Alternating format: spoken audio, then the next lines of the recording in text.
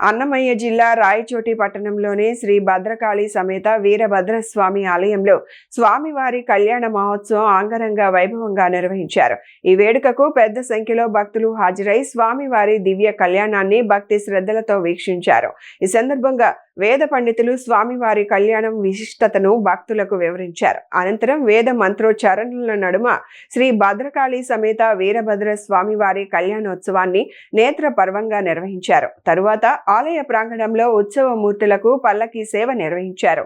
కార్యక్రమంలో పాల్గొన్న భక్తులకు ఆలయ చైర్మన్ ఈవో రమణారెడ్డి తీర్థ ప్రసాదాలు అందజేశారు.